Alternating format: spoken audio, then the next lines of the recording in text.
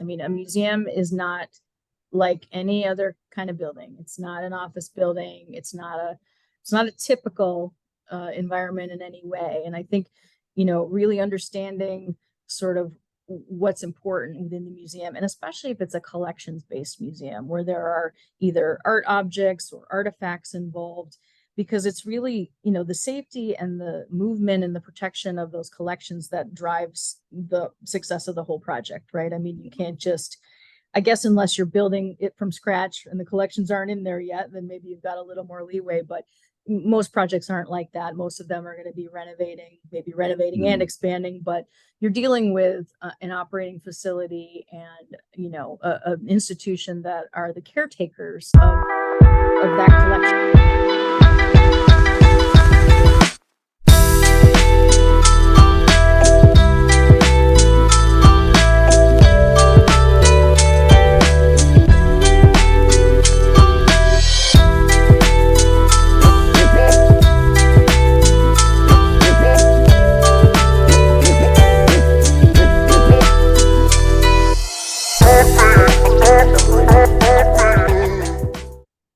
Hello, and welcome to another episode of Nikoto Building Arts. I'm your host, Nikoto, and today I'd like to welcome another great guest to the podcast, Sara Urizar.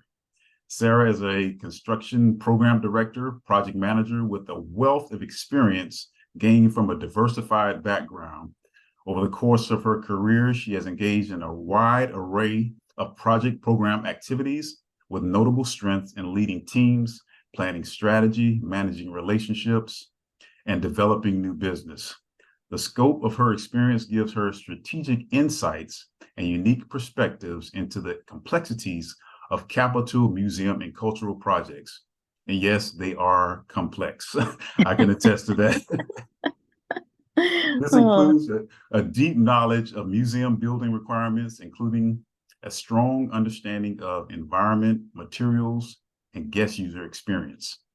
With more than 20 years of experience managing construction projects, including 14 years as a senior and executive director of the operations team at the Art Institute of Chicago, she is truly passionate about helping museums and institutions with their exhibition and construction programs.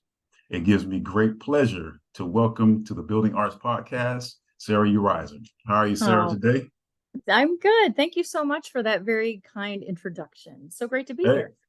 Hey, and thanks for joining me. I know I've been trying to get you reel you in for a while to join the podcast. So thanks for carving out a little time for me today. Sure. Happy to do it.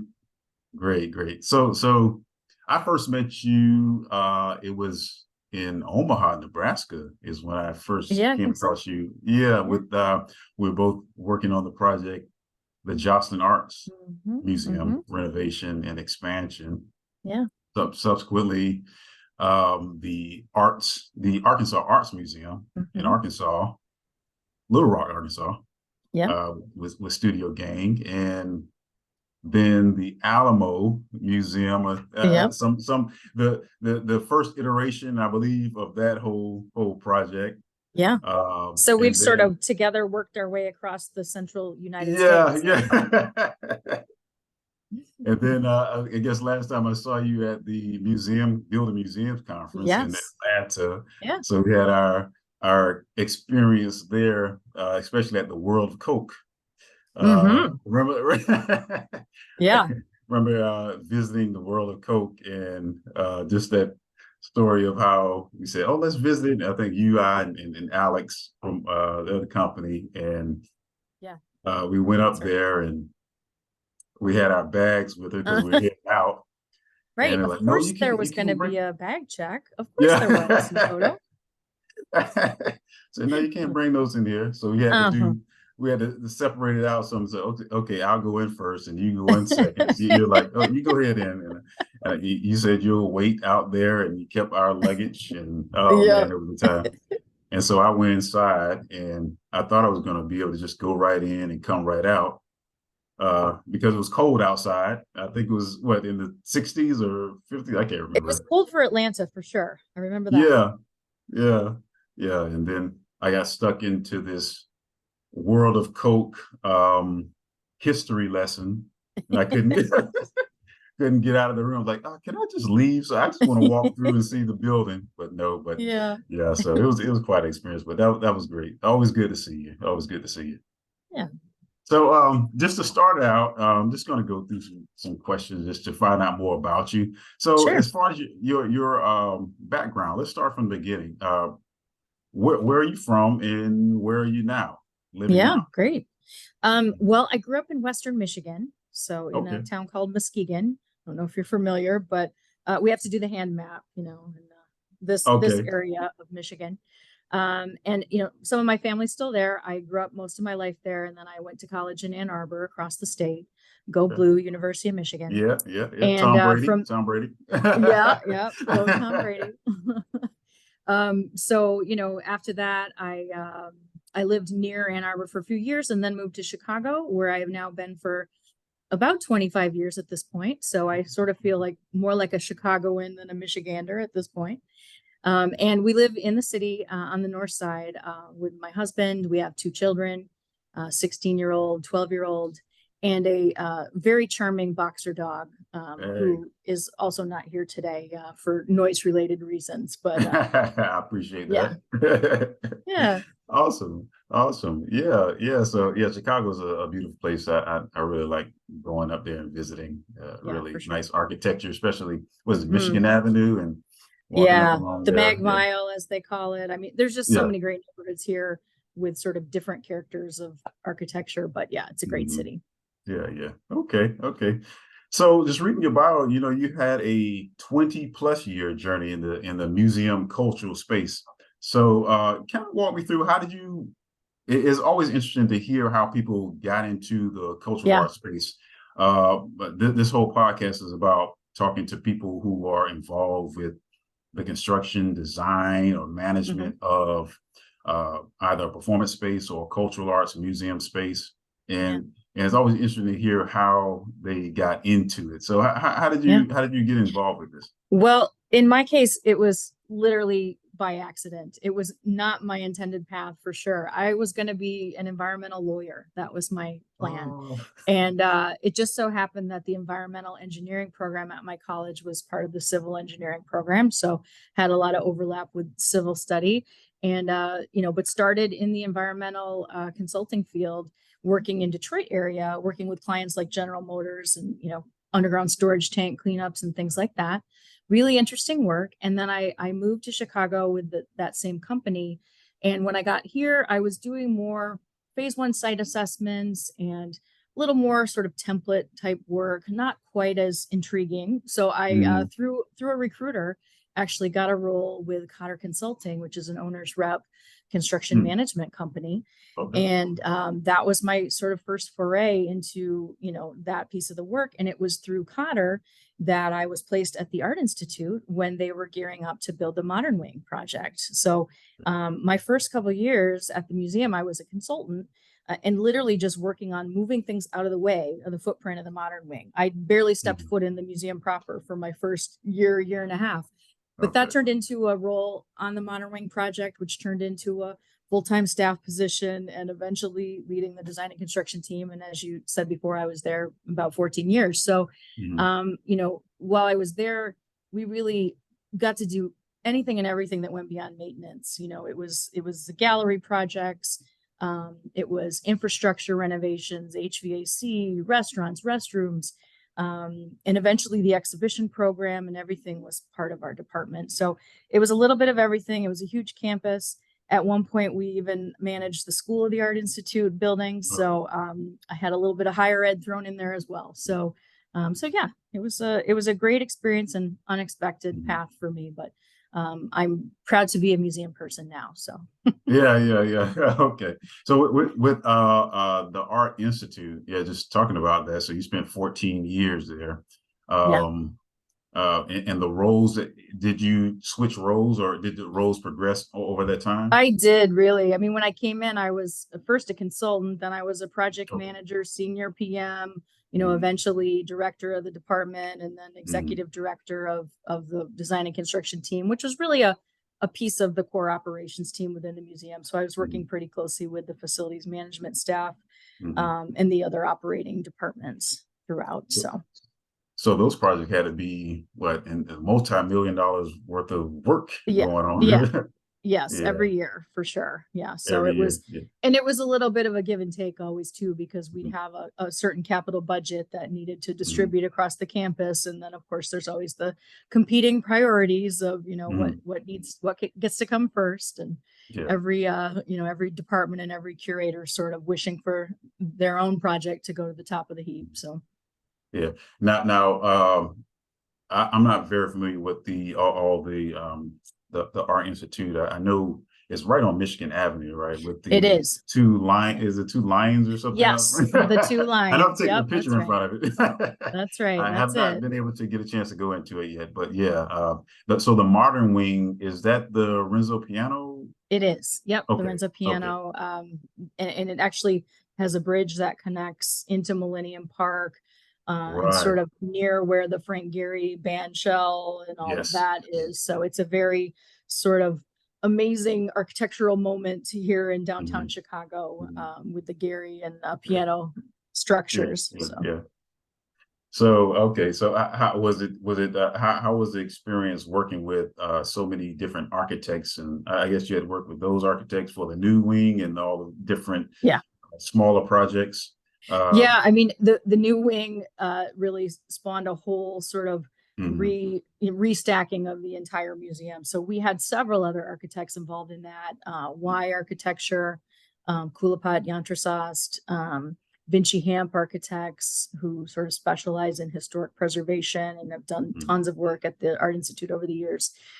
So each with a little bit of their own style. So there was definitely a lot of balancing that, and just key communication between the different projects and making sure things were coordinated. So yeah, it was a challenge. Yeah. Now you spent 14 years, so there had to be a lot of enjoyment, or the best part of what made you stay there so long? You enjoyed the work? I mean, I never imagined I'd ever work for an art museum, like I said earlier. And just to sort of have the chance to spend time with those amazing objects was, sometimes something you took for granted when you're sort of going about, the busyness of your day. But I would always try, when I had maybe I was having a stressful afternoon trying to get everything done. I had a favorite gallery I would go to. It was one of the Monet galleries, and just really sort of spend a minute and like soaking it in and just appreciating the fact that, this is my office. I get to spend time with these amazing paintings and sculptures and, everything all the time. And that was just amazing. And just that, it's an internationally recognized institution. So the people that I got to meet and interact with, architects we talked about already, but artists, curators. I mean, so many of the people I got to work with are really, international experts in their particular, field of art and art history. So, so yeah, that was just super exciting. I even got to travel a little bit. I got to go to Milan and, do a casework mock-up review and, for one of our projects. So it was full of great experiences, not without challenges, of course. Right. I can imagine millions of dollars worth of construction and being in that position that had to be challenging. But one thing I think about, like, with these buildings and museums is meaningful work. That's as a cost consultant on my side, it's always a good feeling, that I'm a part of meaningful construction. Not that other office buildings or any other type of construction is not meaningful, but it's just, it's so important to the community. And it's making an impact, making an impact. Impact on the visitors, the people that come, whatever they're coming for. If they're already art enthusiasts, if they're, just in town and happen to come in, you can really create an experience. Being part of creating that experience for people is not something that everybody gets to do. So I definitely don't take it for granted. Yeah. and get to work with a lot of smart people and Yes. top of the field, on Yeah. a lot of these projects. So that's so that Yeah. kind of leads me to so from there you moved on to Ascent, Yeah. right? Ascent and and those projects. There was the Jocelyn and Arkansas Arts that I know that I Mhm. had my dealings with you on. Yeah. So tell me about your role and your time there. Yeah, well, Ascent actually was a new iteration of the Rise Group, and the Rise Group was the owner's rep that we worked with on the Modern Wing expansion, the external owner's Okay. rep. So it was a team of people that I'd already had the chance to work with and knew. And when they asked me to come on board, it was for a role to really expand their cultural portfolio throughout the U.S. I was Chicago based, but Ascent also had a Boston office, so we were doing a lot of work out there as well.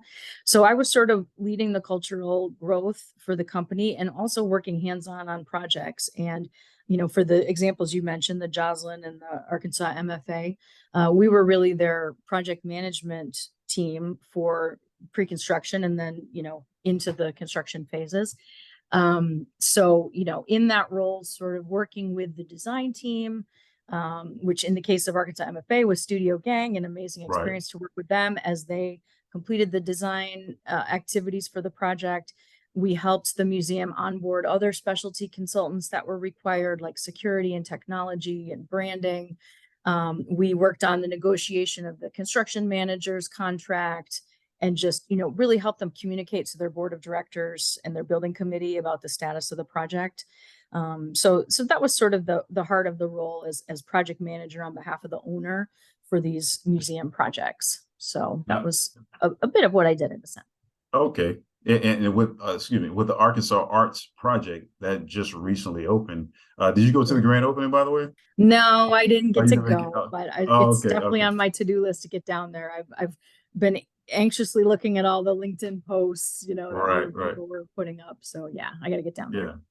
yeah. I mean, that's such an honor too. I mean, to be on that project with your very own Chicago and Studio Gang, G and Gang, or Yeah. design. How was that working with that design team?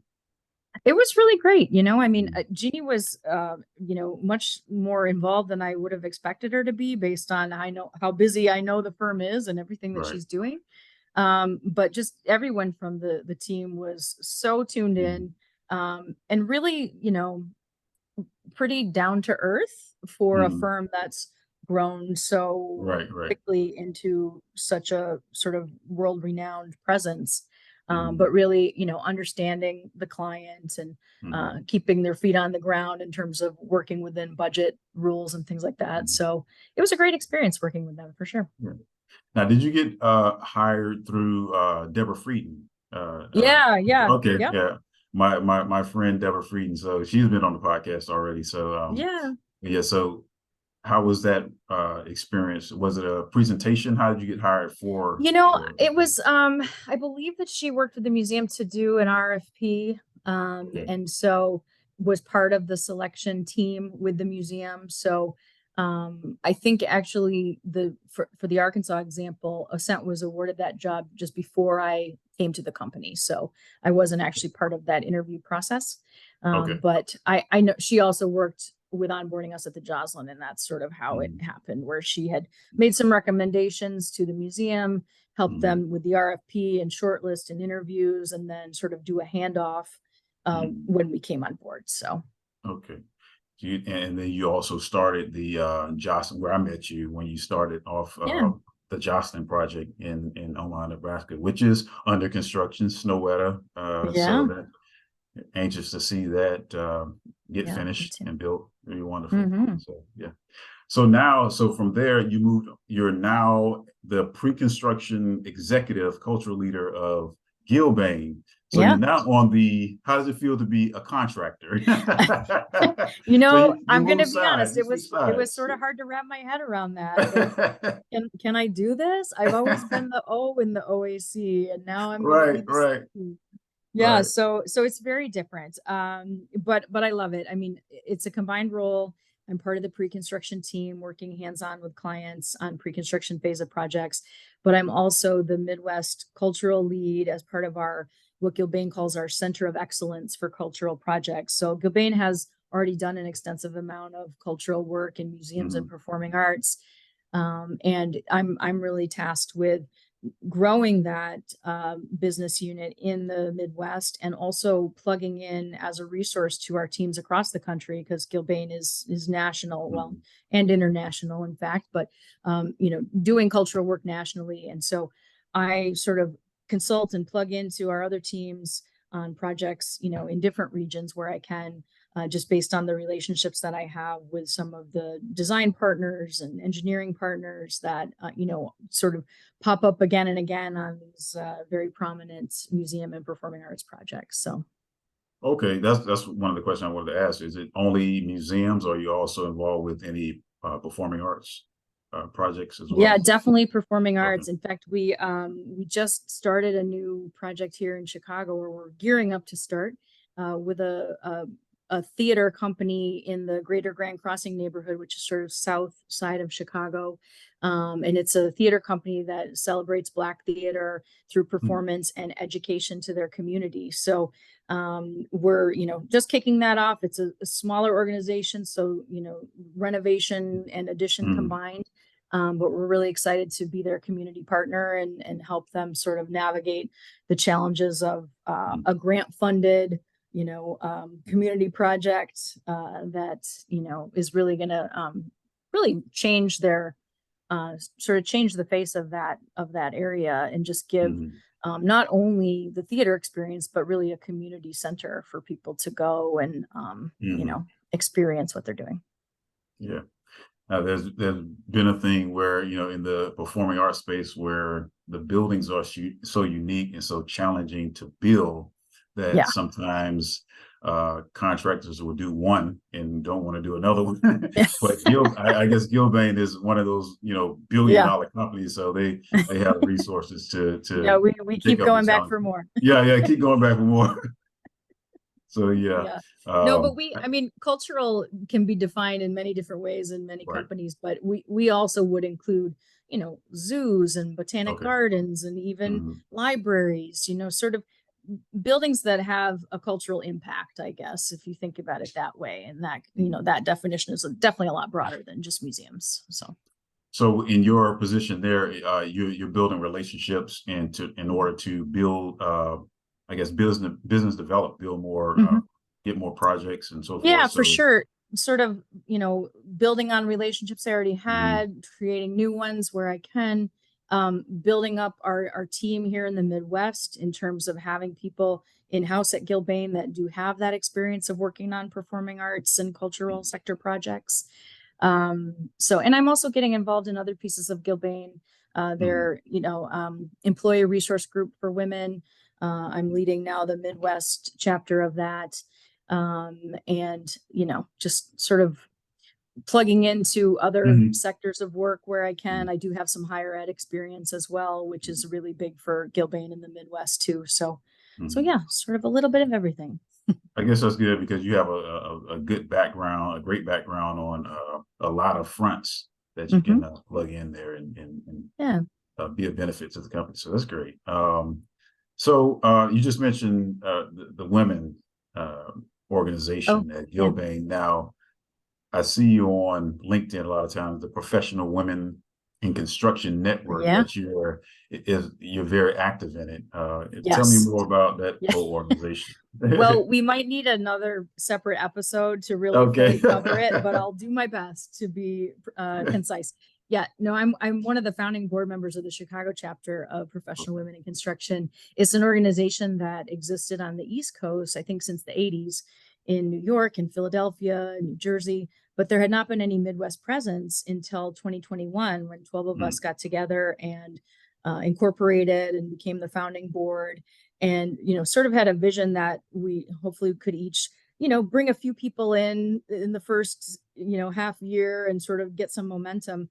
We had 250 people plus at our kickoff event, and we've just kept growing our membership since then. So I think we're sort of filling a niche that maybe didn't exist here in Chicago, we're a group that is for women in the AEC industry in any discipline, so there are groups for women architects, there are groups for women in the trades, there's a lot of sort of specialty profession groups, but we, endeavor to bridge all of that and bring everybody together with our mission to support, connect, and advance women in AEC. And our membership is not only open to women, we are open to any gender, because we need our male allies to be supporting us in this cause as well. So we do, networking programming, but really more than that, we've got a mentorship program that is doing everything from one-on-one mentor-mentee matching to outreach in the community in both higher ed and K through 12,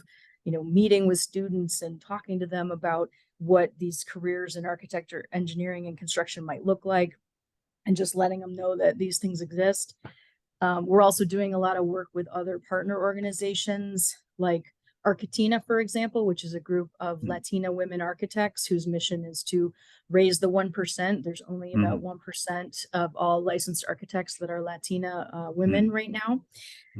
So, we're just, we sort of have if you've seen my LinkedIn, you've seen the hashtag Stronger Together mantra that we put out there too, that we're really trying to sort of work with other like-minded groups to really elevate women and empower women and, help us find equitable advancement opportunities, and really just delve into what can sometimes be difficult topics, like tradeswomen and their experiences on job sites, for example, thinking about, the labor shortage that is talked about in the construction industry, and how could we really, if we create a better experience to retain more women in the trades, maybe that is, an answer to working towards combating this labor shortage that everybody's talking about in construction. So anyway, I think we sort of started with the idea that we would be a place for networking and bringing people together, and it's really quickly grown into something much bigger than that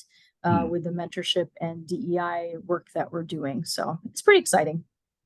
About how many people are involved with the Chicago chapter? We have 400-ish members right now. Oh, wow. Yeah, so it's been growing, and we're going to try to hit maybe 600 by the end of next year. So we'll see. Okay. Fingers crossed. Yeah.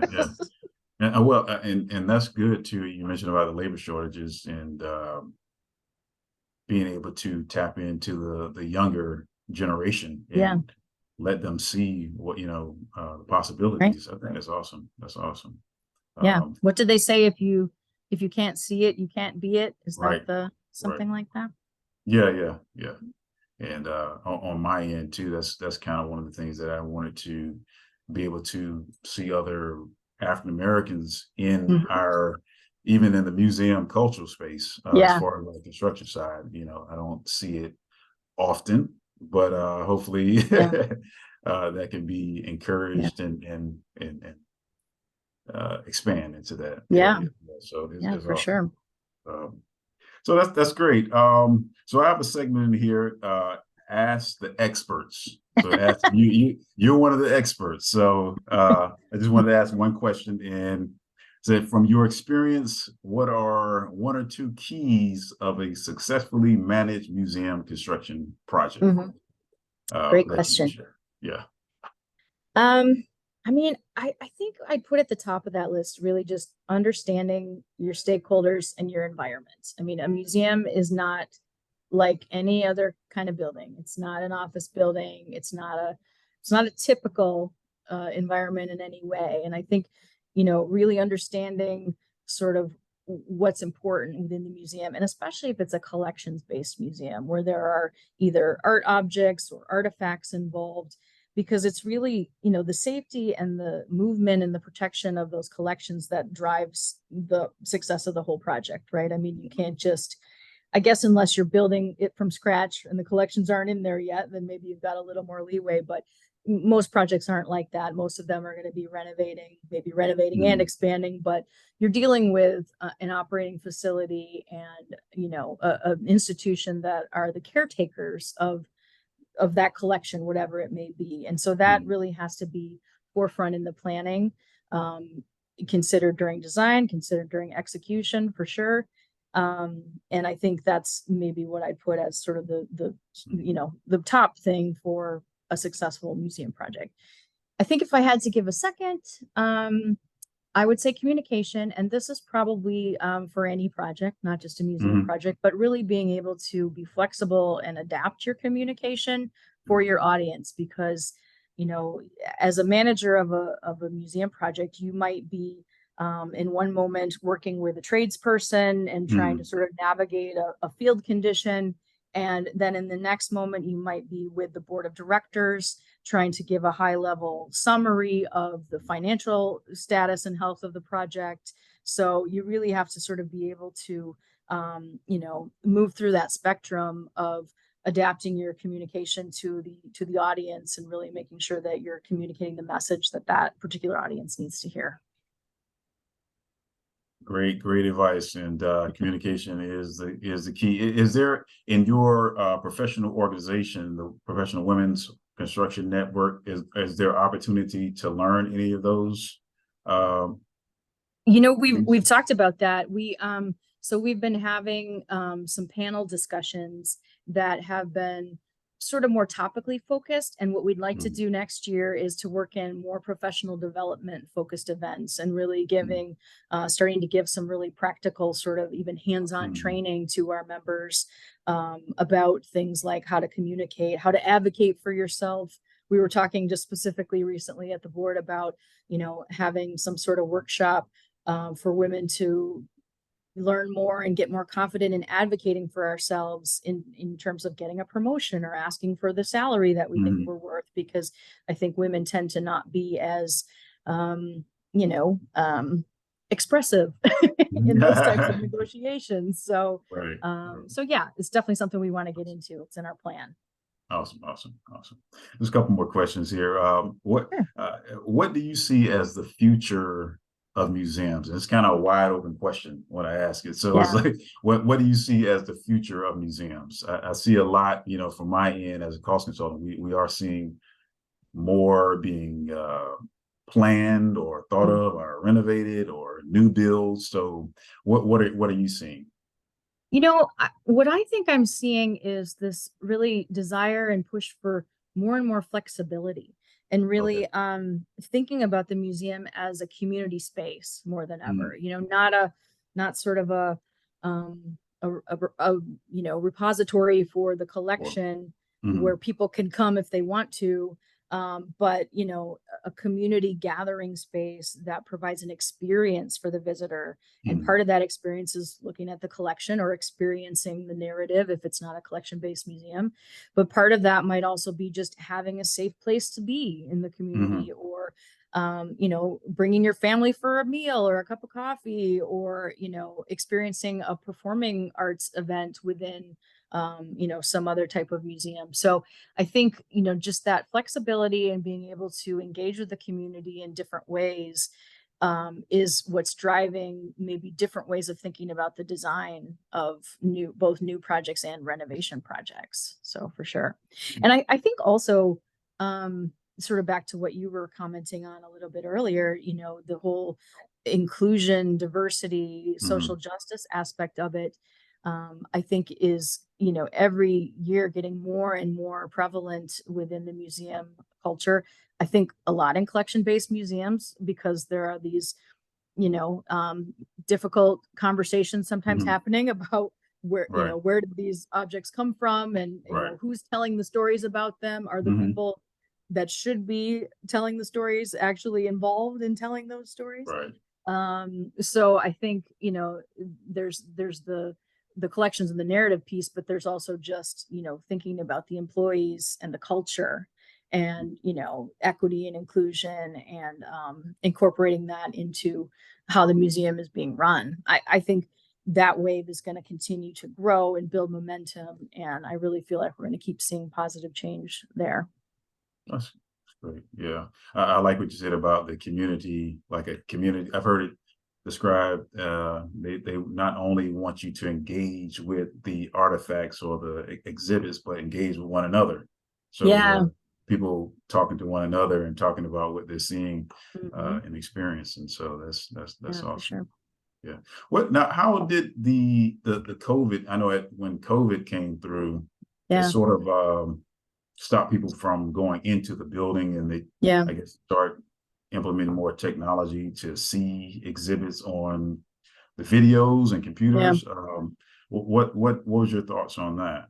Do you think something like that, if it happens again, are they planning for it, or I'm not really I sure. I definitely think so. I think a lot, I mean, even non-museums, I think most organizations now are thinking about the what if of Mm-hmm. a repeat sort of COVID experience. Mm-hmm. And I think that there were a lot of, positive things that may have come out of it, just in terms of understanding different ways of delivering programming to people Mm-hmm. and to the audiences. So I think what I'm seeing is that a lot of museums are continuing to incorporate virtual programming where they can. Mm-hmm. And, instead of having to do it exclusively as we had to Mm-hmm. do when museums were closed, doing it in a way that's sort of thoughtful and intentional, and in a way that can increase their engagement with people, sort of in tandem with what they're doing physically within the museum. So I think that's something that is sort of a positive takeaway from the experience that we all went through, that can continue to sort of grow and better that same, connection with the community that we were talking about earlier, and just in a Mm-hmm. different way. So, and then in terms of the spatial, I think definitely thinking about it in physical planning, and thinking about, social distancing and how that might come into Right. play, and thinking about, fixtures within restroom spaces and touchless Mm-hmm. versus, Yeah. incorporating hand sanitizer stations and all of that. I don't think any of that's going to go away now. I think that's just sort of the new normal when you're thinking about the facility and the maintenance of the facility. So, So you've had a illustrious career thus far, 20 plus years. If someone wanted to get into this field, what would you say the best advice to get into it? that is a great question, since I sort of came here in a non-traditional way. Right. I think sitting where I sit now, if I knew I was going to end up here and if I could do it again, I think I would want to study architecture. Okay. Not because I want to design buildings, but because I feel like it gives you such a basis for how buildings work, and how they need to come together, which is something that I've had to learn just sort of from different project experiences on the way. So if I talked to someone who wanted to be a project manager or run major projects, I think that's a definite solid consideration as a basis to study architecture or engineering of some sort. Um, and I think, the other advice I would give for people, um, internships. If you're either a college student or early in your career, having the opportunity to get engaged in internships is really a great way to sort of test the waters and see, like, is this in fact something that I want to do, or did it just sound good on paper? Mhm. Yeah. Right. Right. So Right. definitely an advocate for that. Mm. um yeah. Yeah. Yeah. That hindsight, as you were talking, I was thinking also for me with being in construction. It's like, man, if I just knew what I was going to do, I could just Yeah. cut out a lot of other stuff. Like, Uh-huh. no, you're not going to make it in basketball. No, no, you're not going to make it. Just concentrate on this. Yeah. Yeah.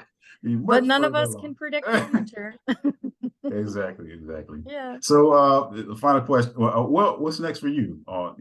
Any more conferences coming up, or what's next? For sure. Yeah. Building Yeah, Museums in Philadelphia is already on my radar. yeah, Yeah. And I'm yeah. going to be working with the sponsorship committee again for that. So, Oh, awesome, awesome. Okay. but a few other things before then. I actually just joined the board of another organization called Diasporal Rhythms. Hmm. And Diasporal Rhythms is a group of collectors of art from the African diaspora. And they've been in existence for 20-ish years in the Bronzeville area, sort of, again, South Chicago.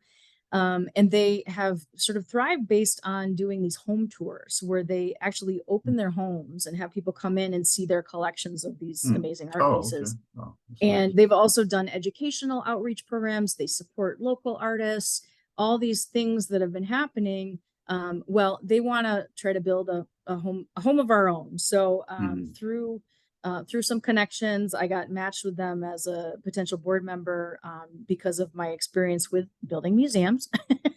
So I'm going to help them sort of, think through and plan for this hopeful capital project that the organization wants to undertake in the next 5 to 10 years. So it's very early stages, lots of planning to be done, lots of fundraising to be done. Yeah. But we're celebrating the 20th anniversary coming up the first weekend in October with an exhibition at Navy Pier. And then they're going to do the annual home tours that I described right after that. So I'm excited to get involved in this group and, just sort of use my professional experience to help them, help them grow. So you're like the plug. You connect in all different avenues in different places. That's awesome. That's awesome. Yeah. A mover and shaker in the cultural arts space. So Yeah. I'm glad I met you. So final question is, how can people get in contact with you if they want to connect with you? Great question. Well, LinkedIn is a great place to find me. So I'd say start there. I also have a couple email addresses that I could give. Yeah. Yeah. I can put let me write it down. I can put them on Okay. the link there. Yeah. So I have a Gilbane address, which is surizar at gilbaneco.com. Yeah. And then my professional women in construction address is again surizar at pwcchicago.org. So those are the two ways, best ways to get in touch with me via email. Or like I said, just look me up on LinkedIn because I'm there all the time. So yes, posting great things all the time. I like them. Yes, I'm trying to. I appreciate it, Sarah. Your time. Thanks for carving out some time out of your busy schedule, and I've enjoyed it. So enjoy the rest of your day, and we'll be seeing you soon. Okay, great. Thanks, Nikoto. Yeah. Bye bye. Bye bye.